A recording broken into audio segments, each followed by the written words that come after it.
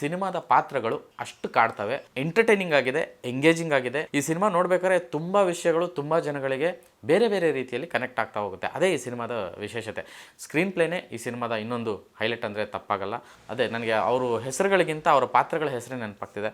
ಸಿನಿಮಾದಲ್ಲಿ ರಾಧಾ ಪಾತ್ರ ತುಂಬ ದೊಡ್ಡದಾಗಿ ನಿಮಗೆ ಗೋಚರವಾಗುತ್ತೆ, ಕಾಡುತ್ತೆ. ಆ ಜೆಸ್ಸಿ ಅನ್ನೋ ಪಾತ್ರ ಅದು ಒನ್ ಆಫ್ ದ ಇಂಪ್ಯಾಕ್ಟ್. ಪಾತ್ರಗಳು ಮತ್ತು ಆ ಪಾತ್ರಕ್ಕೆ ಕೊಟ್ಟಿರೋ ಟ್ರೀಟ್ಮೆಂಟು ತುಂಬ ಮಜಬೂತಾಗಿದೆ. ಈ ಸಿನಿಮಾಗೆ ಸೆನ್ಸಾರ್ ಬೋರ್ಡು ಎ ಸರ್ಟಿಫಿಕೇಟ್ ಏನು ಕೊಡ್ತು ಅನ್ನೋದು ನಂಗೆ ದೊಡ್ಡ ಪ್ರಶ್ನೆ ಆಗಿದೆ. ಬರೀ ಅಡಲ್ಟ್ಸ್ ಮಾತ್ರ ನೋಡಬೇಕು ಅನ್ನೋ ಥರದ್ದಿದ್ದರೆ ನಂಗೆ ಕಮೆಂಟ್ ಮಾಡಿ ದಯವಿಟ್ಟು. ಎಲ್ಲ ಆ್ಯಂಗಲ್ನಿಂದ ಒಂದು ಒಳ್ಳೆಯ ಸಿನಿಮಾ, ನೋಡಬಹುದಾದಂಥ ಸಿನಿಮಾ ಮತ್ತು ಕಾಡುವಂತಹ ಸಿನಿಮಾ ಅಂತ ಹೇಳೋದಕ್ಕೆ ಇಷ್ಟಪಡ್ತೀನಿ. ಆತ್ಮೀಯ ಕನ್ನಡ ಪಿಕ್ಚರ್ ವೀಕ್ಷಕರಿಗೆ ನಮಸ್ಕಾರ. ಈ ವಾರ ಪೀಟರ್ ಸಿನಿಮಾ ರಾಜ್ಯದಾದ್ಯಂತ ಬಿಡುಗಡೆ ಆಗಿದೆ. ಈ ಸಿನಿಮಾ ಮೇಲೆ ವಿಶೇಷವಾದ ಕುತೂಹಲ ಇತ್ತು, ನಿರೀಕ್ಷೆನೂ ಇತ್ತು. ಈ ಚಿತ್ರದ ಕಂಟೆಂಟ್ಸು, ಟೀಸರು, ಟ್ರೈಲರು ಮತ್ತು ಸಾಂಗ್ಸ್ನ ನೋಡ್ಬೇಕಾದ್ರೆ ಒಂದು ವಿಶೇಷವಾದ ಕುತೂಹಲ ಈ ಸಿನಿಮಾ ಮೇಲೆ ಉಟ್ಕೊಂಡಿತ್ತು. ನಾನು ಈ ಸಿನಿಮಾ ನೋಡಿದಾಗ ನನಗೇನು ಅನ್ನಿಸ್ತು, ಈ ಸಿನಿಮಾ ಹೇಗಿದೆ ಅನ್ನೋ ಒಂದು ಅಭಿಪ್ರಾಯವನ್ನು ನಿಮ್ಮ ಮುಂದೆ ಇಡುವಂಥ ಒಂದು ಪ್ರಯತ್ನ ಈ ಗಳಿಗೆಯಲ್ಲಿ. ಸೊ ಪೀಟರ್ ಸಿನಿಮಾ ಈ ಆಲ್ರೆಡಿ ಶಿವಮೊಗ್ಗ ಮತ್ತು ಮೈಸೂರಲ್ಲಿ ಪೇಯ್ಡ್ ಪ್ರೀಮಿಯರ್ ಶೋಗಳನ್ನು ಮಾಡಿತ್ತು. ಅಲ್ಲಿ ಜನ ನೀವೇ ನೋಡಿದ ಹಾಗೆ ಅವರು ಕೊಟ್ಟಂತಹ ರೆಸ್ಪಾನ್ಸ್ ವೀಡಿಯೋಸ್ನ ಕೂಡ ನೀವು ಕನ್ನಡ ಪಿಕ್ಚರ್ ಮೂಲಕ ನೋಡಿರ್ತೀರ. ಸೊ ನಾನು ಈ ಸಿನಿಮಾ ನೋಡಿದಾಗ ನನಗೆ ವೈಯಕ್ತಿಕವಾಗಿ ನನಗೇನು ಅನ್ನಿಸ್ತು ಅನ್ನೋ ಅಭಿಪ್ರಾಯವನ್ನು ಇವಾಗ ಹೇಳ್ತೀನಿ ಕೇಳಿ.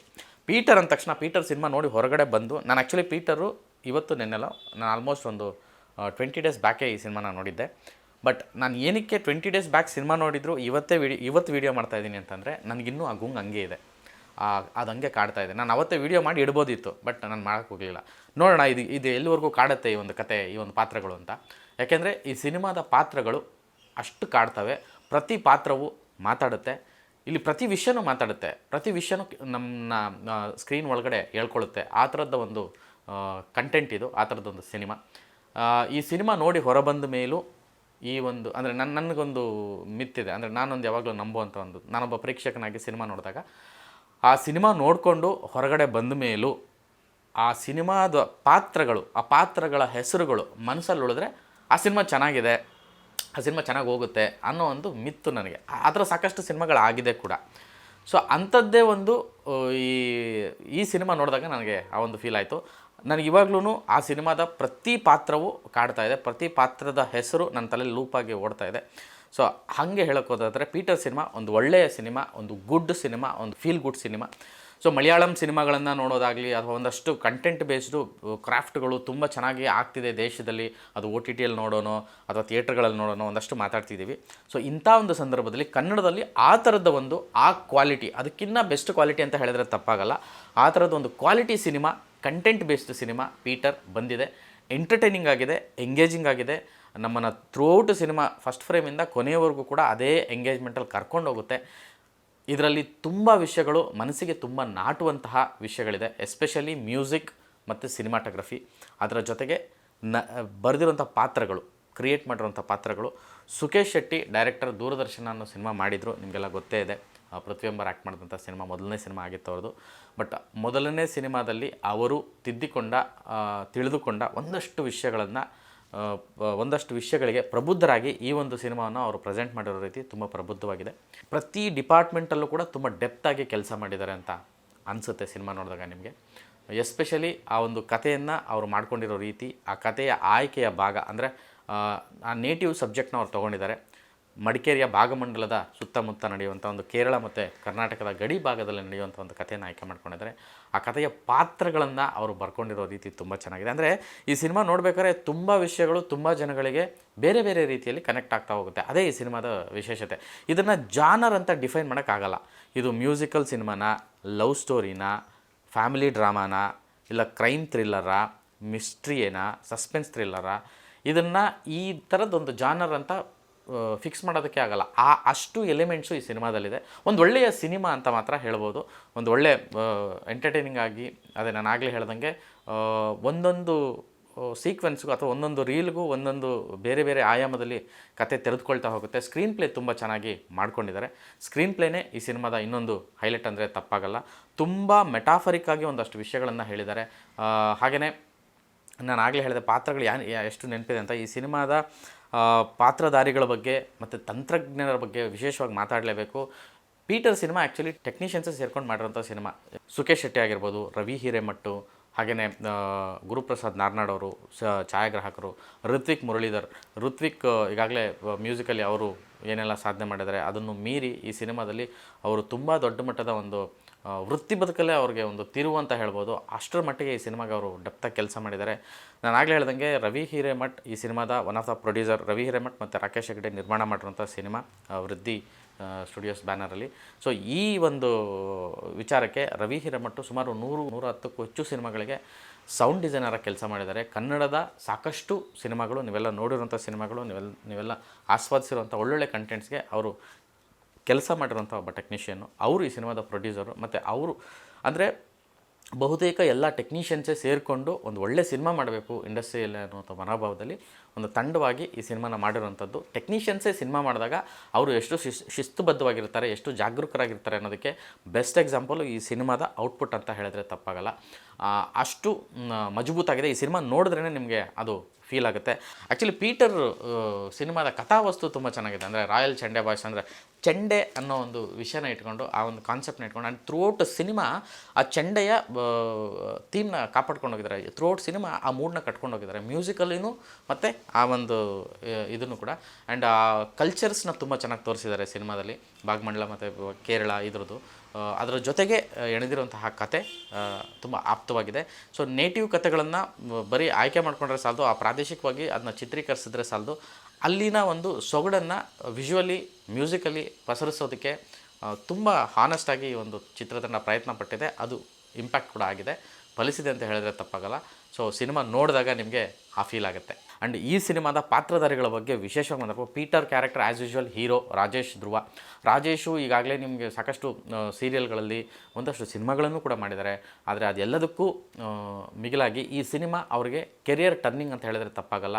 ಆ ಥರದ ಒಂದು ಪರ್ಫಾರ್ಮೆನ್ಸು, ಆ ಥರದ್ದೊಂದು ಪಾತ್ರ ಅವ್ರಿಗೆ ಸಿಕ್ಕಿದೆ ಮತ್ತು ಅವರಿಂದ ತೆಗೆಸಿದ್ದಾರೆ ಡೈರೆಕ್ಟರ್ ಅಂತ ಹೇಳಿದ್ರೆ ತಪ್ಪಾಗಲ್ಲ.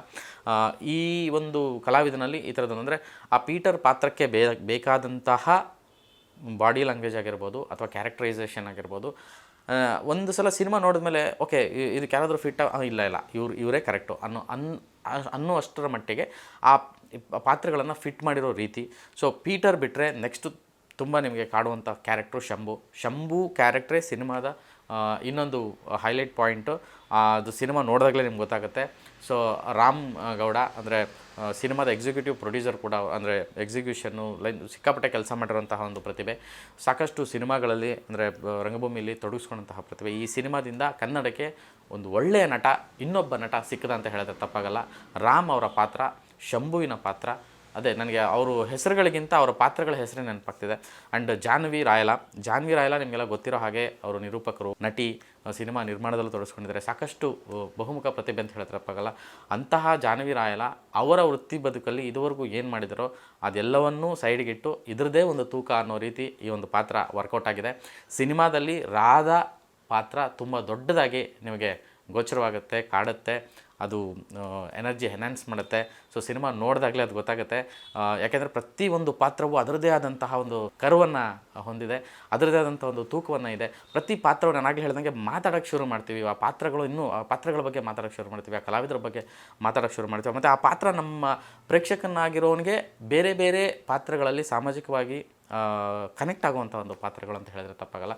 ಸೊ ಈ ಒಂದು ವಿಷಯಕ್ಕೆ ಬರುತ್ತಿರೋದಾದರೆ ಜೆಸ್ಸಿ ಅನ್ನೋ ಪಾತ್ರ ಡೀನಾ ಪೂಜಾರಿ ಅವರು ಆ್ಯಕ್ಟ್ ಮಾಡಿರೋದು. ಸೊ ಇವ್ರು ನೋಡೋದಕ್ಕೆ ಇಂಗ್ಲೀಷ್ ಅವ್ರ ಥರನೇ ಇದ್ದಾರೆ. ಕಣ್ಣು, ಅವ್ರ ಕೂದಲು, ಅವರು ಇರೋದೇ ವಿಶಿಷ್ಟವಾಗಿದ್ದಾರೆ. ಅಂಥವ್ರನ್ನ ಡೈರೆಕ್ಟರ್ ಆಯ್ಕೆ ಮಾಡಿಕೊಂಡು ಅವ್ರಿಗೊಂದು ಪಾತ್ರ ಬರೆದು ಆ ಜೆಸ್ಸಿ ಅನ್ನೋ ಪಾತ್ರ ಅದು ಒನ್ ಆಫ್ ದ ಇಂಪ್ಯಾಕ್ಟ್. ಅಂದರೆ ಇಲ್ಲಿ ಪ್ರತಿ ಪಾತ್ರವೂ ಇಂಪ್ಯಾಕ್ಟೇ. ಸೊ ಆ ಥರದೊಂದು ಜೆಸ್ಸಿ ಪಾತ್ರ ಬಂದಾಗಲೇ ಡೇವಿಡ್ ಜೆಸ್ಸಿ ಜೋಡಿ ಪಾತ್ರ ಬಂದಾಗ ಅಲ್ಲೊಂದು ಮ್ಯೂಸಿಕ್ ಬರುತ್ತೆ. ಆ ಮ್ಯೂಸಿಕ್ ಇನ್ನೂ ನನಗೆ ಹಾಂಟ್ ಮಾಡ್ತಾಯಿದೆ. ಅಂದರೆ ಅವ್ರು ಬಂದಾಗೆಲ್ಲ ಅಂದರೆ ಪಾತ್ರಗಳು ಮತ್ತು ಆ ಪಾತ್ರಕ್ಕೆ ಕೊಟ್ಟಿರೋ ಟ್ರೀಟ್ಮೆಂಟು ತುಂಬ ಮಜಬೂತಾಗಿದೆ ಈ ಸಿನಿಮಾದಲ್ಲಿ. ಇದನ್ನು ಒಂದೊಂದಾಗಿ ಹೇಳ್ತಾ ಹೋದರೆ ಅದನ್ನು ಬಿಡಿಸಿ ಹೇಳೋದಕ್ಕಾಗೋದಿಲ್ಲ. ಬಿಕಾಸ್ ಆಫ್ ನೀವು ಸಿನಿಮಾ ನೋಡಿದ್ರೇ ಅದು ಮಜಾ. ಸೊ ನಾನೆಲ್ಲ ಹೇಳಿಬಿಟ್ರೆ ನಿಮಗೆ ಅದು ಮಜಾ ಹೊಟ್ಟೋಗುತ್ತೆ. ಜಸ್ಟ್ ಒಂದು ಗ್ಲಿಮ್ಸ್ ಮಾತ್ರ ಹೇಳ್ತೀನಿ ಒಬ್ಬೊಬ್ರದ್ದು. ಮೀರಾ ಪಾತ್ರ ಮಾಡಿರೋದು ರವೀಕ್ಷಾ ಶೆಟ್ಟಿ, ನಾಯಕಿ ಕೂಡ ಈ ಸಿನಿಮಾದ್ದು. ರಾಜೇಶ್ ಧ್ರುವ ಜೋಡಿಯಾಗಿ ಮಾಡಿರೋದು. ಇವರ ಪಾತ್ರ ಇವತ್ತಿನ ಎಲ್ಲ ಹುಡುಗಿಯರ ಪ್ರತಿನಿಧಿಯಾಗಿ ರವೀಕ್ಷಾ ಕಾಣಿಸ್ಕೊಂಡಿದ್ದಾರೆ. ರವೀಕ್ಷಾ ಕನ್ನಡ ಚಿತ್ರರಂಗಕ್ಕೆ ಮತ್ತೊಬ್ಬ ಭರವಸೆಯ ನಾಯಕಿಯಾಗಿ ಈ ಸಿನಿಮಾ ಮೂಲಕ ಹೊರಹೊಮ್ಮಿದ್ದಾರೆ ಅಂದರೆ ತಪ್ಪಾಗಲ್ಲ. ಅವರಲ್ಲಿ ವಿಶೇಷವಾದಂಥ ಪೊಟೆನ್ಷಿಯಲು ಎಸ್ಪೆಷಲಿ ನಟನೆಯಲ್ಲಿ ಮತ್ತು ಅವರು ಲುಕ್ಸು ತುಂಬ ವಿಶೇಷವಾಗಿದೆ. ನನಗೆ ಆ್ಯಕ್ಚುಲಿ ಈ ಸಿನಿಮಾ ನೋಡಿದಾಗ ರಾಧಿಕಾ ಪಂಡಿತ್ ಅವರು ತುಂಬ ನೆನಪಾದರು. ಅಂದರೆ ಕೃಷ್ಣನ್ ಲವ್ ಸ್ಟೋರಿ, ಲವ್ ಗುರು, ಆ ಟೈಮಲ್ಲಿ ಒಂದಷ್ಟು ಸಿನಿಮಾಗಳು ಬಂತಲ್ಲ ಅವ್ರದ್ದು, ಆ ರೀತಿಯಾದಂತಹ ಒಂದು ಪರ್ಫಾರ್ಮೆನ್ಸು ಈ ಒಂದು ರವಿಕಿಶನ್ ಶೆಟ್ಟಿ ಅನ್ನೋರು ಮಾಡಿದ್ದಾರೆ.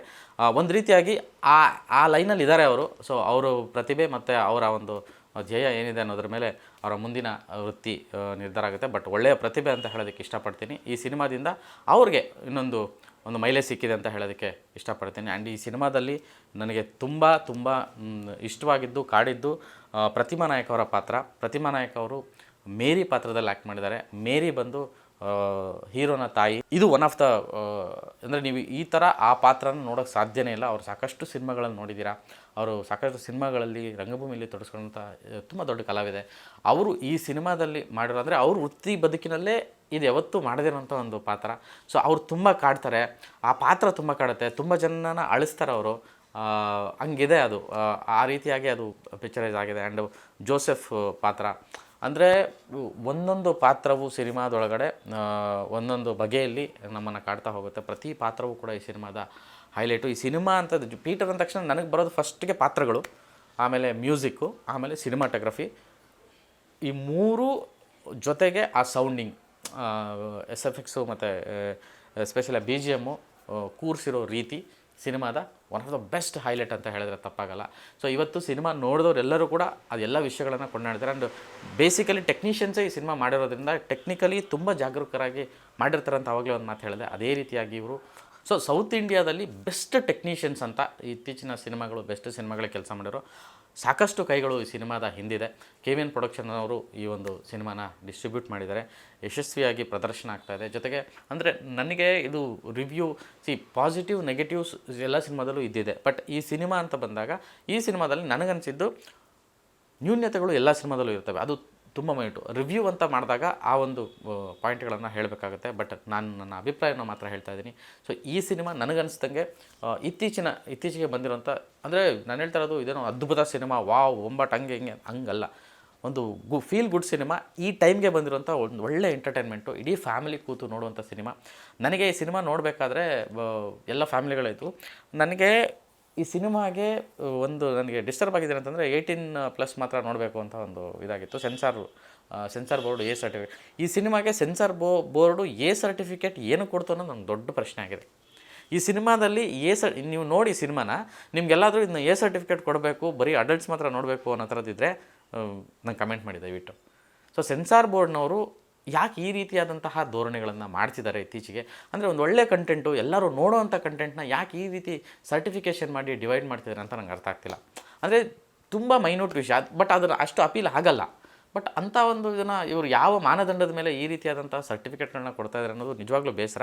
ಒಂದು ಒಳ್ಳೆಯ cinema, feel good cinema Peter. ತುಂಬ ವಿಚಾರಗಳನ್ನು ನಾನು ಹೇಳಲಿಕ್ಕಾಗಲಿಲ್ಲ. ಬಿಕಾಸ್ ನೀವು ಸಿನಿಮಾ ನೋಡಿದ್ರೆ ಮಾತ್ರನೇ ಅದು ಚೆನ್ನಾಗಿರುತ್ತೆ. ನಾನು ಹೇಳಿಬಿಟ್ರೆ ಎಲ್ಲ ಹೋಗುತ್ತೆ. ಆ್ಯಂಡ್ ಋತ್ವಿಕ್ ಮುರಳೀಧರ್ ಬಗ್ಗೆ ಮಾತಾಡಬೇಕು. ಅವರ ಒಂದು ಮ್ಯೂಸಿಕ್ ಸೆನ್ಸು ಮತ್ತು ಅವ್ರಿಗಿರೋ ಸ್ಕಿಲ್ಸು ನಿಜವಾಗ್ಲೂ ಭವಿಷ್ಯದ ಮತ್ತೊಬ್ಬ ಒಳ್ಳೆಯ ಸಂಗೀತ ನಿರ್ದೇಶಕ ಕನ್ನಡ ಚಿತ್ರರಂಗಕ್ಕೆ ಸಿಕ್ಕಿದ್ದಾರೆ. ಅವ್ರನ್ನ ತುಂಬ ಚೆನ್ನಾಗಿ ಬಳಸ್ಕೊಳ್ಳಿ ಅನ್ನೋದೇ ನನ್ನ ಮನವಿ. ಯಾಕೆಂದರೆ ಅವ್ರಿಗಿರೋಂಥ ಮ್ಯೂಸಿಕ್ ಸೆನ್ಸು, ಇನ್ಸ್ಟ್ರುಮೆಂಟೇಷನ್ನು, ಪಲ್ಸು, ಎಸ್ಪೆಷಲಿ BGM ಅಲ್ಲಿ ಅವ್ರಿಗಿರುವಂತಹ ಒಂದು ಟೇಸ್ಟು ಈ ಸಿನಿಮಾ ನೋಡಿದಾಗ ನಿಮ್ಗೆ ಅರ್ಥ ಆಗುತ್ತೆ. ಆ್ಯಂಡ್ ಇವರಿಬ್ಬರದು ಸುಕೇಶ್ ಶೆಟ್ಟಿ ಅವರ ಒಂದು ಪಲ್ಸು ಹಾಗೆಯೇ ಮ್ಯೂಸಿಕ್ ಡೈರೆಕ್ಟರ್ ಅವರ ಒಂದು ಪಲ್ಸು ತುಂಬ ಚೆನ್ನಾಗಿ ವೇವ್ಲೆಂತ್ ಮ್ಯಾಚ್ ಆಗಿದೆ. ಸೊ ಒಬ್ಬ ಡೈರೆಕ್ಟರ್ಗೆ ಏನು ಬೇಕು ಅನ್ನೋದು ಒಬ್ಬ ಟೆಕ್ನಿಷಿಯನ್ಗೆ ಅರ್ಥ ಆದಾಗ ಅಥವಾ ಆ ಪರಸ್ಪರತೆ ಇದ್ದಾಗ, ಆ ಮ್ಯೂಚುವಲಿಟಿ ಇದ್ದಾಗ, ಆ ವೇವ್ಲೆಂತ್ ಮ್ಯಾಚ್ ಆದಾಗ ಮಾತ್ರ ಈ ಥರದ ಔಟ್ಪುಟ್ಗಳು ಬರುತ್ತೆ. ಇಲ್ಲಿ ಮ್ಯೂಸಿಕ್ ಡೈರೆಕ್ಟರ್ ಆಗಲಿ, ಎಡಿಟರ್ ಆಗಲಿ, ಸಿನಿಮಾಟೋಗ್ರಫರ್ ಆಗಲಿ ಮತ್ತು ಡೈರೆಕ್ಟರ್ ಆಗಲಿ, ಈ 4 ಜನದ ಒಂದು ಕೋಆರ್ಡಿನೇಷನ್ನು, ಕಾಂಬಿನೇಷನ್ನು ತುಂಬ ಚೆನ್ನಾಗಿ ವರ್ಕ್ ಆಗಿದೆ. ಸೊ ಆ ಸಿನಿಮಾ ನೋಡಿದಾಗ ನಿಮಗೆ ಆ ಫೀಲ್ ಆಗುತ್ತೆ. ಸೊ ಪೀಟರ್ ಸಿನಿಮಾ ಎಲ್ಲ ಆ್ಯಂಗಲ್ನಿಂದಲೂ ಒಂದು ಒಳ್ಳೆಯ ಸಿನಿಮಾ, ನೋಡಬಹುದಾದಂಥ ಸಿನಿಮಾ ಮತ್ತು ಕಾಡುವಂತಹ ಸಿನಿಮಾ ಅಂತ ಹೇಳೋದಕ್ಕೆ ಇಷ್ಟಪಡ್ತೀನಿ. ಅಷ್ಟು ವಿಷಯಗಳು ಈ ಸಿನಿಮಾದಲ್ಲಿದೆ. ಸೊ ಸಿನಿಮಾ ರಿಲೀಸ್ ಆಗಿದೆ. ಜನರು ಕೂಡ ತುಂಬ ಒಳ್ಳೆಯ ಪ್ರತಿಕ್ರಿಯೆಗಳನ್ನು ಕೊಡ್ತಾ ಇದ್ದಾರೆ.